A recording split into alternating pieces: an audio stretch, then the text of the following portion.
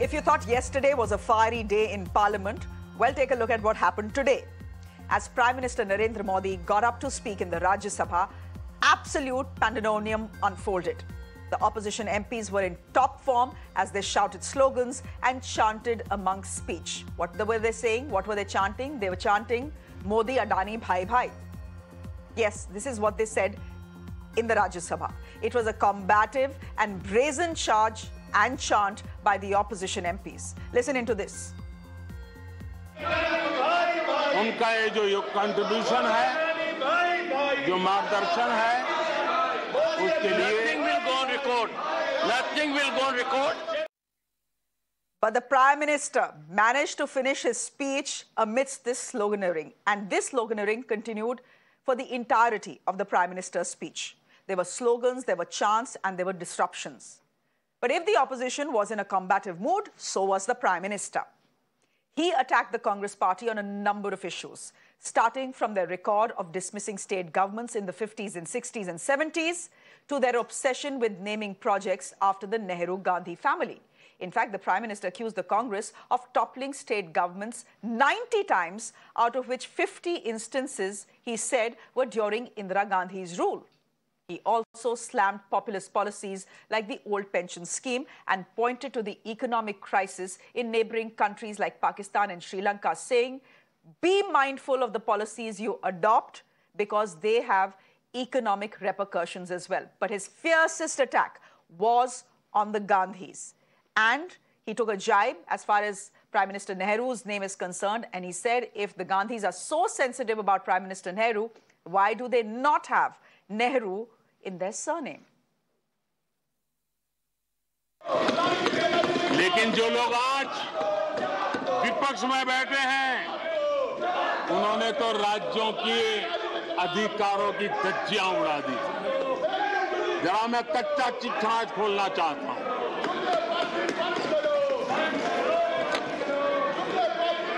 जरा इतिहास उठा करके देख लीजिए, वो कौन पार्टी थी, वो लोग कौन सत्ता में बैठे थे जिन्होंने आर्टिकल 356 का सबसे ज्यादा दुरुपयोग किया।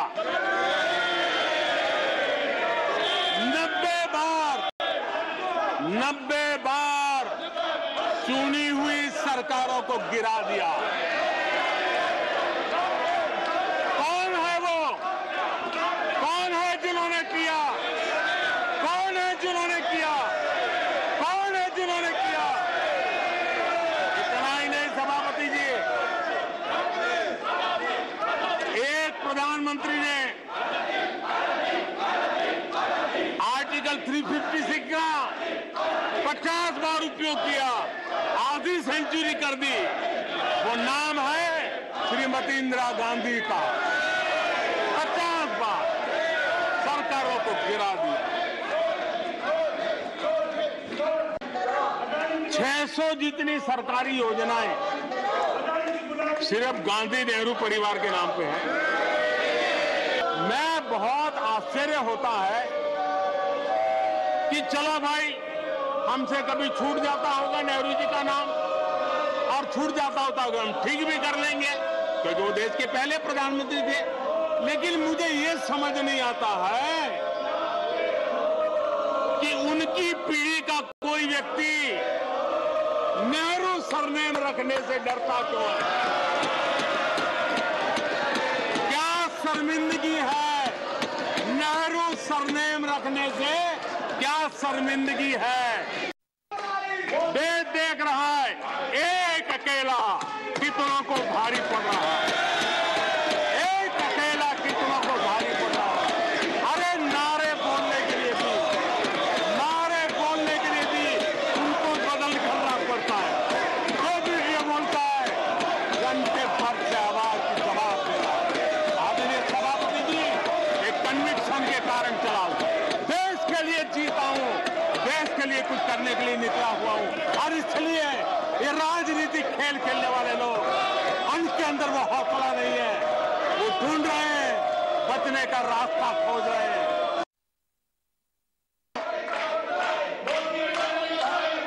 कीचड़ उसके पास था कीचड़, उसके पास था मेरे पास गुलाल।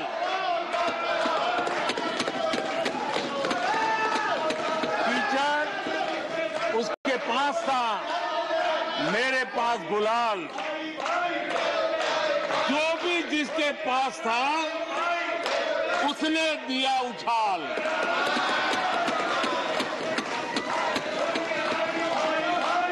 और अच्छा ही है, जितना कीचड़ उछालोगे कमल उतना ही ज्यादा खिलेगा।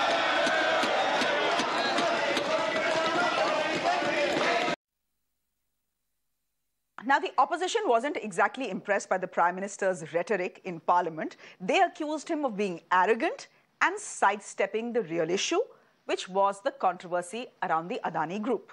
Listen in. You heard the Prime Minister's speech. What do you make of it? Were you satisfied? Were your queries met? The fact that he did not really mention the Adani enterprise, are you disappointed with it? Shiv Sena did not participate in the motion of thanks simply because we believe and will continue to believe that till there is no JPC, the country will not know the real truth of the kind of extent of support that has gone from the government of India to this particular group. The country would want to understand from a Prime Minister who spoke on zero tolerance to corruption that he allowed such a big scandal to happen and did not activate SEBI, ED, CBI, which is usually very proactive when it comes to cases of the opposition leaders. So Prime Minister's speech, from whatever I was watching it at home, it clearly shows that the Prime Minister is, going totally mute on this particular bit, shows he has proved to be the spokesman and the salesman for the Adani Group. आदमी party के सांसद संजय सिंह हमारे साथ है बात करने के लिए। संजय सिंह जी, राष्ट्रपति के अभिभाषण पर राज्यसभा में प्रधानमंत्री ने बोला और लगभग 1 घंटे से ज्यादा जब तक वो बोलते रहे तब तक विरोधी पार्टियों की तरफ से, विपक्षी पार्टियों की तरफ से अंदर नारेबाजी चल रही थी, आपकी भी आवाज अंदर गूंज रही थी। तो शुरू से लेकर अंत तक नारे हम लोगों ने एक ही लगाए कि मोदी अडानी भाई भाई, देश बेच के खाई मलाई। आज देश के संसाधनों को एक आदमी के हवाले आपने कर दिया। कोयला दे दिया, बिजली दे दिया, पानी दे दिया, सड़क दे दिया, गैस दे दिया, एयरपोर्ट दे दिया, सी पोर्ट दे दिया, 2.5 लाख करोड़ का कर्जा दे दिया, 84,000 करोड़ का कर्जा माफ कर दिया और लाखों करोड़ के घोटाले पे आप खामोश हैं। तो हम जेपीसी की मांग कर रहे हैं, प्रधानमंत्री जी उसको पूरी करें हमारी मांग। लेकिन वो तो कह रहे हैं कि नेहरू और गांधी का जिक्र कर रहे हैं। वो कह रहे हैं कि मैं अकेले सबके ऊपर भारी हूँ, मैं अकेला हूँ जो देश के बारे में थोड़ी है ये। यहाँ कोई कुश्ती लड़नी है, दंगल लड़ना है क्या उनसे? वो सब पे भारी है, सबको पटक देंगे, बड़े पहलवान हैं। ये क्या बात है भाई, ये क्या बात है? आपसे जेपीसी की मांग की जा रही है भ्रष्टाचार के एक मामले में, आप कह रहे हैं हम भारी हैं, हम सबको पटक देंगे। अरे भाई कुश्ती थोड़ी हो रही है, आप प्रधानमंत्री हो यार देश के, ये क्या बात है? As I said, the opposition not exactly impressed. Dr. Kaushal Kant Mishra is spokesperson of the BJP who is joining us on the broadcast. Tehseen Poonawala is a political analyst with us, and Ashutosh is a political analyst as well, joining us on the broadcast. Who should I start with? Maybe I should start with Tehseen. Tehseen, this was the Prime Minister getting fairly personal in Parliament, asking the Gandhi family why, if they are so proud of Prime Minister Nehru, do they not use his surname in their names? Was it hitting below the belt, or was the Prime Minister justified in asking that question given the sort of attacks the Congress has made on him? Good evening, Shreya. Thank you so much for having me on the show. And good evening to both my fellow panelists and to your viewers. The Most Honorable Prime Minister spoke at length in the Rajya Sabha today, did his Man Ki Baat, but not one Kaam Ki Baat. The question asked to the Most Honorable Prime Minister was simply this: do shell companies exist in tax havens that are investing in defense companies in India? Yes or no? The answer to that cannot be, why do you not use Jawaharlal Nehru's surname? The question to the Most Honorable Prime Minister was, is there insider trading which is used to rig share prices against which a debt is taken? The answer to that is yes or no. The answer to that cannot be Indira Gandhi used Article 356 to topple so many state governments. I mean, as Sanjay Singh rightly said, was the Prime Minister in an akhada saying that I will wrestle you, I will throw you down, I am the strongest, I am the biggest, I have a 56-inch chest? The questions were fairly simple. For the sake of the country, he should answer those questions. Rather than answering those questions, all that the Prime Minister did is indulge in whataboutery, rhetoric, And the country knows today that the Prime Minister has no answers. You may expunge something from Parliament. How are you going to expunge it from our hearts, from our mobile phones, from our television channels? Or are you imposing now the same censorship that you claim to have ever fought against? Okay, Dr. Kushal Kant Mishra, would you want to respond to that? Speech to badi dhamakedar thi. It was a long speech, but it was a very interesting speech. All of us in the newsroom were glued to it. So 100 upon 100 marks for the rhetoric in the speech. It was fairly dramatic, etc., etc. But the opposition is saying, ek mudde ki baat nahi ki. Rhetoric to khoob tha, but there was no substance. We had asked the Prime Minister some simple questions on the Adani Group and the meteoric rise. Uske baare mein to ek 2 minute की बात नहीं की, but लंबा चौड़ा गांधी के बारे में, 356 के बारे में, इंदिरा गांधी को भी लिया है, बाकी दुनिया भर की बात हो गई, बट अदानी की बात नहीं हुई।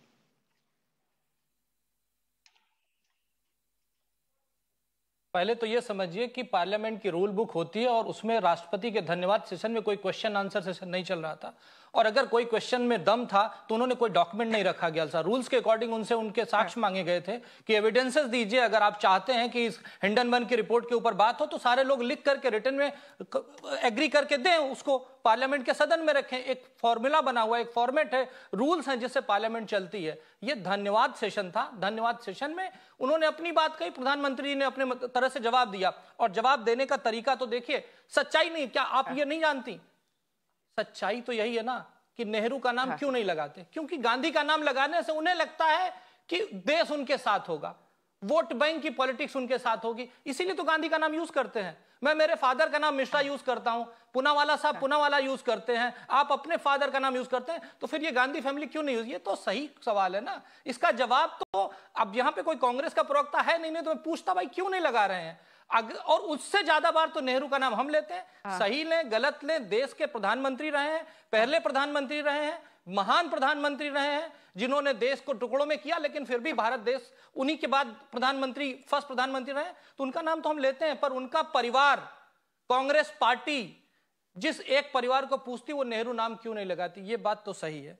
अब बात यह है कि जिस तरीके से पार्लियामेंट के सदन की कार्रवाई हम सब ने देखी, एक तरफ देश का प्रधानमंत्री, वो कोई भारतीय जनता पार्टी के प्रधानमंत्री तो है नहीं, वो देश के प्रधानमंत्री थे, देश का प्रधानमंत्री अपना भाषण दे रहा है और बाकी के लोग केवल नारेबाजी कर रहे हैं। पार्लियामेंट है, जेएनयू का हॉस्टल नहीं है जहां पर एक तरफ नारेबाजी चलती रहेगी, दूसरी तरफ प्रेसिडेंशियल स्पीच चलती रहेगी। तो इतना तो तौर तरीका कांग्रेस को आना चाहिए। एक्चुअली कांग्रेस ने क्या किया है, 75% जब से देश आजाद हुआ है, लगभग 75% ऑफ द टाइम कांग्रेस ने रूल किया है। तूने रूल करने की आदत है, अब पहली बार विपक्ष में बैठे हैं, तूने मालूम नहीं कि रूल्स विपक्ष के लिए क्या होता है। तो मुझे लगता है कांग्रेस के लोगों को रूल बुक पढ़ के आनी चाहिए नहीं, और ये जो प्रेसिडेंट का जो धन्यवाद स्पीच थी उस पे बात करनी चाहिए, और क्वेश्चन आंसर सेशन में क्वेश्चन आंसर की बात करेंगे। आप रखिए एविडेंसेस के साथ, जवाब हम देंगे। मोदी जी ने जैसे खुल के जवाब अकेले दिया, हर चीज का जवाब मिलेगा। लेकिन सच्चाई तो यही है ना कि जब 2002 में अटल जी गए थे, जैसे एक आखिरी बात, ये लोग महंगाई की बात करते हैं, पेट्रोल की बात करते हैं ना, 2002 में जब अटल जी गए थे, जी मैं नहीं सुन पाया, नहीं बोलिए, खत्म करिए। मैंने कहा कि 2002 में जब अटल जी की सरकार गई थी, खत्म करिए अपनी बात। पेट्रोल का प्राइस जो है 30 रुपए से कम था, चलिए 29 रुपए था, और जब ये 2014 में गए तो 70 रुपए में देके गए। आज भी पेट्रोल 100 से नीचे है। तो महंगाई की बात करते हैं, बेरोजगारी दर की बात करते हैं, इन्फ्लेशन की बात करते हैं, हर चीज डबल डिजिट में थी, अभी सब सिंगल डिजिट में है। ये 5 फ्रेजाइल मांगा ना जाता था ना, जो वर्ल्ड के 5 फ्रेजाइल कंट्री होते हैं उसमें 5 फ्रेजाइल में नाम माना जाता था इंडिया को। आज हम 5th बिगेस्ट इकोनॉमी बन गए हैं। ये दिया है मोदी जी ने, ये दिया है हमारी सरकार ने। सुनिए, ठीक है, मिश्रा जी ने अपनी बात बहुत अच्छी तरह से रखी, लेकिन मिश्रा जी, एक तो आपने बोला रूल्स की बात, तो पिछले कुछ दिनों से तो ऐसा लग रहा है कि रूल सिर्फ ऑपोजिशन के लिए है और रूल बुक सिर्फ ऑपोजिशन के लिए है, सरकार के लिए वो रूल बुक नहीं है। आप कह रहे हैं this was a motion of thanks, बिल्कुल सही बात बोल रहे हैं, लेकिन आज वो मोशन ऑफ थैंक्स कम लग रहा था और इलेक्शन स्पीच ज्यादा लग रही थी। But I think Tehseen Poonawalla wants to respond to you. Tehseen, go ahead, then I will bring in Ashutosh. Very humbly, I accept I don't know the rules, only Mishra Saab knows.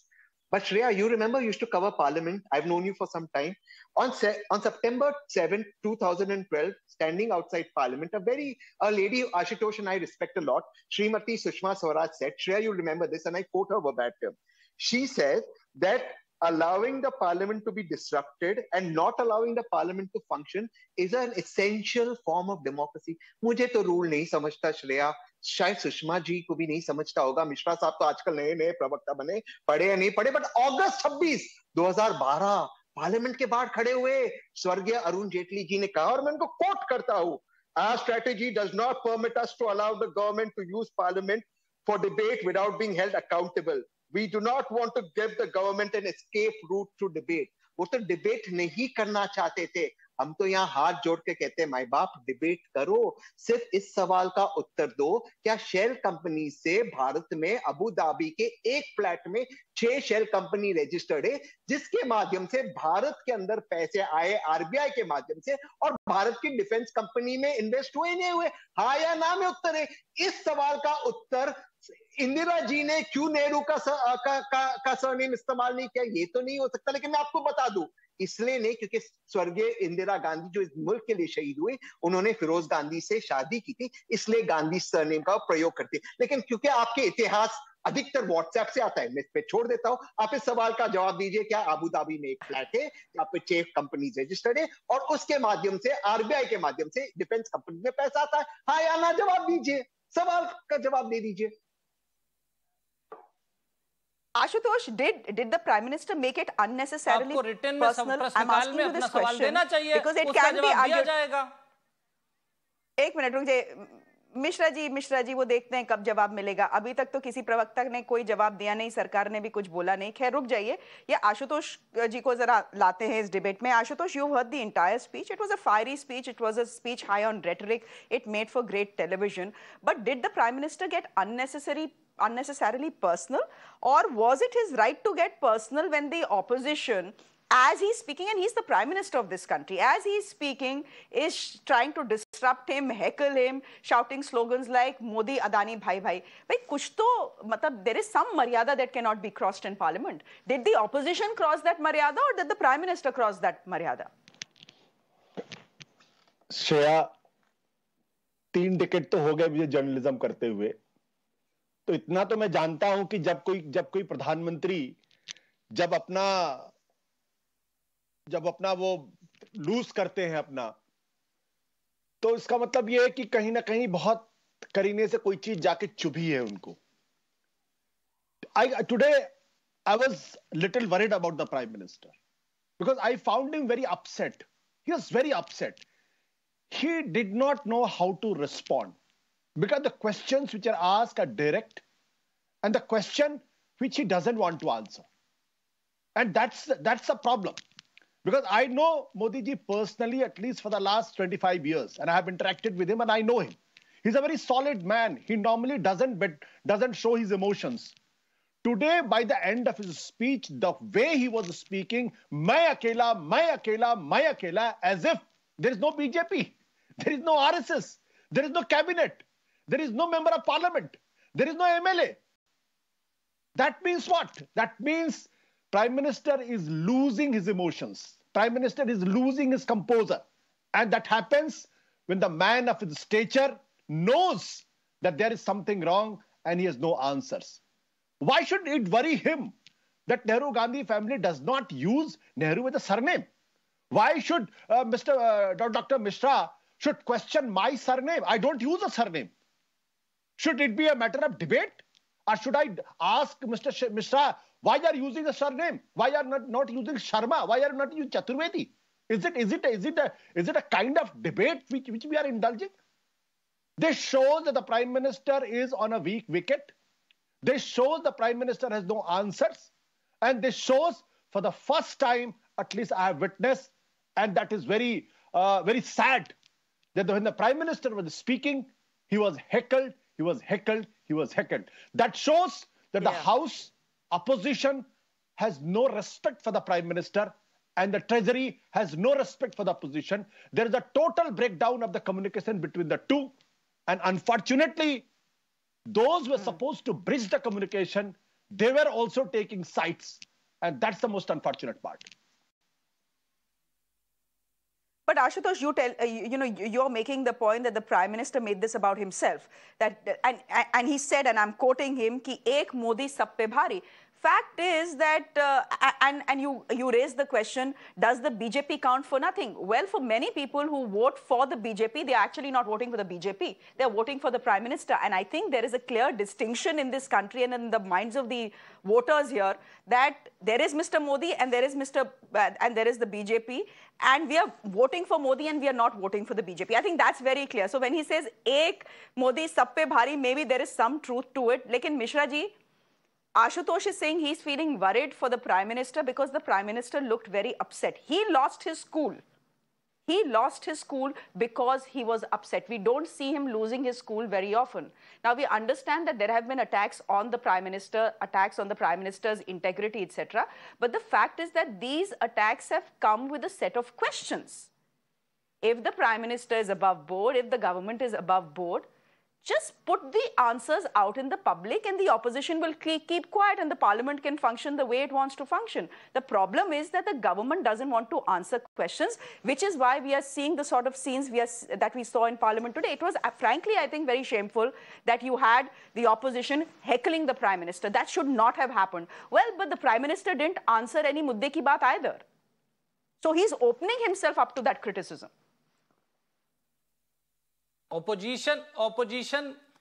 Opposition ने जो सवाल पूछे हैं सिर्फ आरोप लगाए हैं, कोई उनके पास एविडेंस नहीं. वो एविडेंस रखे, प्रश्नकाल आएगा, सवाल पूछें. और जो मेरे मित्र आशुतोष जी बोल रहे थे कि मैं शायद उन्होंने स्पीच ढंग से नहीं सुनी. उन्होंने कहा वो 25 करोड़ परिवार के सदस्य, उन्होंने कहा वो 140 नागरिकों के घर वाले हैं. उन्होंने पूरे देश को अपनी फैमिली मान लिया है. वो अपनी फैमिली से दूर रहते. किसकी बात करें? मैं पूरा देश आता है और पूरा देश 140 करोड़ नागरिकों से बनता है. वो देश के प्रधानमंत्री हैं, किसी एक परिवार के नहीं है. इसलिए उन्होंने मैं पूरे देश को बोला है. और वो बिल्कुल गलत आपने समझा कि अगर आप ये समझ रहे हैं मैं की बात, क्योंकि वो पूरे देश को रिप्रेजेंट कर रहे हैं. वो देश के प्रधानमंत्री हैं.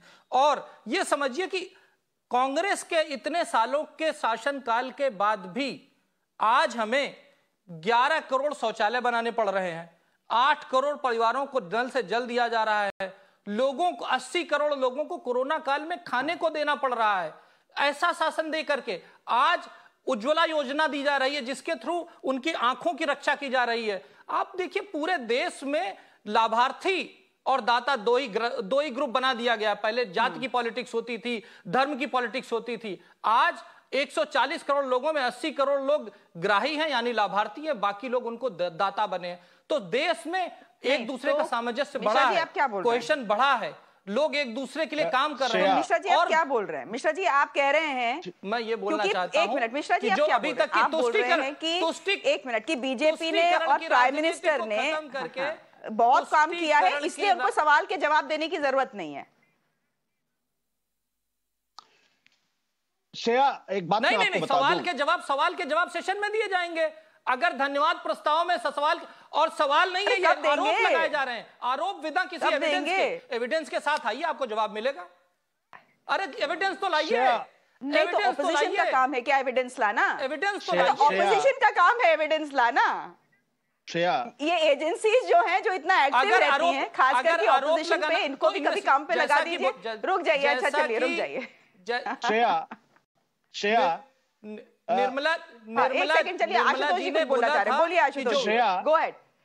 भारतीय जनता पार्टी के हमारे दोस्त को शायद आशुतोष जी कमेंट बोलिए. भारतीय जनता पार्टी के हमारे दोस्त को शायद इस बात का अंदाजा नहीं है कि इंदिरा गांधी के बारे में क्या कहा गया था. गली गली में शोर है, इंदिरा गांधी चोर है. गली गली में शोर है, राजीव गांधी चोर. और ये भारतीय जनता पार्टी के सीनियर लोगों ने संसद के अंदर और संसद के बाहर ये नारे लगाए हैं. क्या बोफोर्स में कोई सबूत दिया था विपक्ष ने? बोफोर्स में तो कभी राहुल गांधी के खिलाफ कुछ भी प्रूव नहीं हुआ.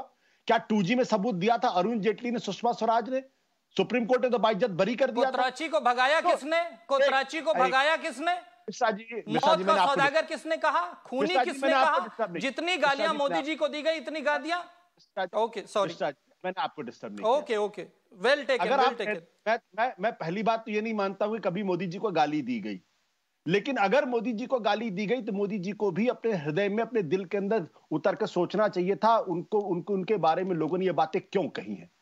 मैं उन मोदी जी को जानता हूं 2002 के पहले के मोदी जी को, जिनको कोई गाली नहीं देता था, जिनको कोई आलोचना नहीं करता था, सब उनका सम्मान करते थे।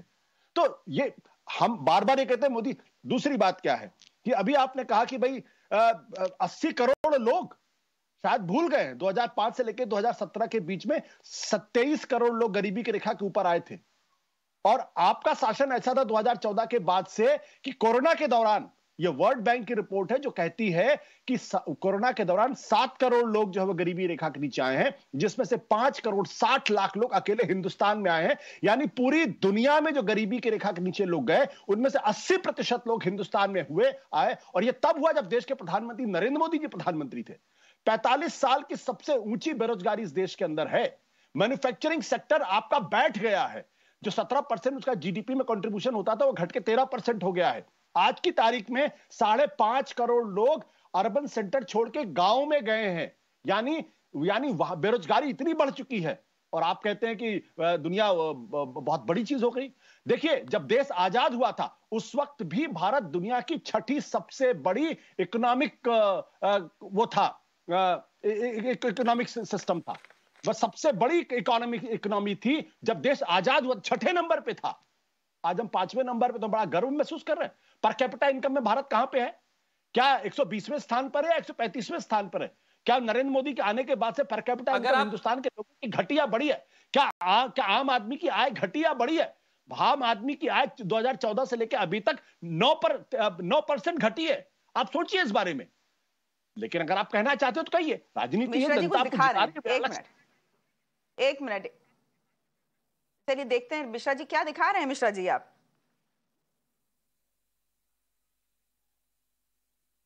मैं ये दिखा रहा था कि जो ये मेरे बारे में, ये भारतीय जनता पार्टी की सरकार के बारे में, बेरोजगारी दर के बारे में, ये आंकड़े सीएमआई के डाटे आंकड़े हैं, जिसमें कि 7.1% बेरोजगारी दर है। इसके पहले जब कांग्रेस गवर्नमेंट थी तो महंगाई दर भी डबल डिजिट में थी और बेरोजगारी दर भी डबल डिजिट में थी। और हेल्थ की बात कर लेते हैं, हेल्थ की बात करते हैं तो 2014 में जो मेडिकल का टूरिज्म था, मेडिकल टूरिज्म जो था 1 बिलियन का था, आज वो 6 बिलियन का हो गया। और जो मुद्रास्फीति की बात करते हैं, जो येन में गिरावट हुई, पाउंड में गिरावट हुई, स्वीडिश यूरो में गिरावट हुई, वो 4 से लेके 5.5% की बात। नहीं, मैं बता रहा हूं ठीक है। अब मिश्रा जी आपने मुद्दे की बात तो बोली नहीं ना। अब मैं सोच रही थी कि आप कितने लोगों को घर दिया गया, कितने, अरे आप ही के मतलब की बात है। बहुत अच्छा, बहुत हम रामराज जी आ गए। आप सुनिए। अरे रुक जाइए ना। अरे डॉक्टर मिश्रा, मैं आप ही के मतलब की बात बोल रही हूँ, सुन लीजिए। मैं कह रही हूँ आपने वो बात तो उठाई नहीं जो आज प्रधानमंत्री मोदी ने फ्लोर ऑफ द हाउस पे उठाई कि हमको बोलते हैं ऑपरेशन लोटस। खुद देखिए इनका इतिहास क्या है। आज तो प्राइम मिनिस्टर ने उसकी भी बात की, आपने नहीं की लेकिन इस शो में। अच्छा ठीक है, रुक जाइए ना मिश्रा जी। एक दूसरा सवाल जरा मैं पूछ लूं तहसीन से। I had hoped that you will raise this issue about Operation Lotus. One of the attacks that has come by way of the BJP Tehseen is Operation Lotus, that the BJP cannot tolerate any opposition party in any state, which is why even if they lose, they start Operation Lotus to topple a legitimately elected government in this country. Now he's brought out data from the Congress ruled years in the speech today to say that 90 times the Congress party has toppled state governments, 50 times Indira Gandhi alone. Essentially saying, before you point fingers at me, look at what you have done. Assuming, Shreya, hypothetically, I'm in court, you're the judge, and I'm accused of murder. Can I say no because Mr. Mishra has murdered and Mr. Mishra is not caught? I should not be arrested and I should not be tried for murder. I mean, आप क्या पाप करते हैं, आप उसका जवाब दीजिए। दूसरों ने क्या किया because Congress did wrong, and I think toppling elected governments is wrong. Today, the Congress is in a position where they are less than 60 MPs, and they don't have a leader of opposition in the Lok Sabha. The people of India has punished them. But two wrongs do not make a right. If I break a signal at say near Parliament House, can I say that because Ashutosh has broken a signal and the police did not catch him, I should not be fined? What kind of a logic is the Prime Minister giving? And this is a man who in the temple of democracy is giving logic, saying that my illegitimate acts, my acts that are unconstitutional is justified because somebody in the past has done unconstitutional acts. I mean, what kind of language and what kind of arguments is that? Two wrongs do not make a right, neither in law, neither in any other constitutional democracy. But let me come to a very pointed question that Mr. Mishra raised. Mr. Mishra raised the question of unemployment. Mr. Mishra, like I said, WhatsApp University, we have to come out of it. The same CMIA data that you quote. Can you show me one? Today, expose me on television. I want to be exposed. Show me one data, sir, please, that we finish. Show me one data during the UPA era that showed double-digit unemployment. One data of the government of India right now on this show. And let me tell you, the same CMIA data that you're pointing out that shows the lowest unemployment in Congress-ruled Chhattisgarh of 2.7%. And the Haryana Chief Minister reacting to this data said, I will arrest the person who has made this report. This is the Haryana Chief Minister. Now, show me Congress 10% unemployment during UPA years. Show me a government data. Tehseen. Show me a government data. तहसीन. अभी की government, अभी का data. Show. अरे sir, just check it. Your words, no sir. अभी दिखा रहा हूँ. राजस्थान में अनएम्प्लॉयमेंट रेट. राजस्थान में अनएम्प्लॉयमेंट 28%. राजस्थान में अनएम्प्लॉयमेंट 28%. राजस्थान में unemployment 28%. It is. Sir, you told me during UPA era double-digit unemployment. Show me the data. अभी का डेटा है. Show me the. अभी का डेटा है. अभी डेट. और ये बताइए. आज लड़ाई डेटा की कम, रेटरिक की ज्यादा थी पार्लियामेंट में. Guys, the fight today was less about data and more about rhetoric. तब से मुझे ये बताइए, एक भी राष्ट्रपति शासन लगाया गया? तहसीन एंड मिश्रा जी, हो गया टाइम खत्म. एक भी राष्ट्रपति शासन It's लगाया गया? 6:30. एक भी राष्ट्रपति शासन नहीं लगाया गया. अरे अब you know, I'll need another 10 minutes to debate what Mr. Mishra has said. हम राष्ट्रपति शासन नहीं लगाते. Goa में the governor is on record saying she did not consult judges of the High Court or Supreme Court, but consulted Arun Jaitley and did not invite the single largest government to form the government. She's on record saying it.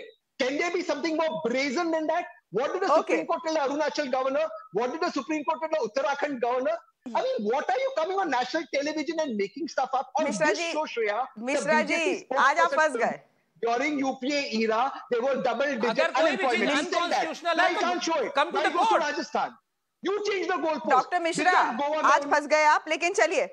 We'll leave it. Ashutosh is smiling. Tehseen is getting angry and Mr. Mishra is trying to keep his cool. We'll leave it there for the moment, gentlemen. There are other stories that I need to look at as well. But thank you very much. Did the Prime Minister cross the line, making it personal as far as the Gandhis are concerned? Well, that's something we have debated.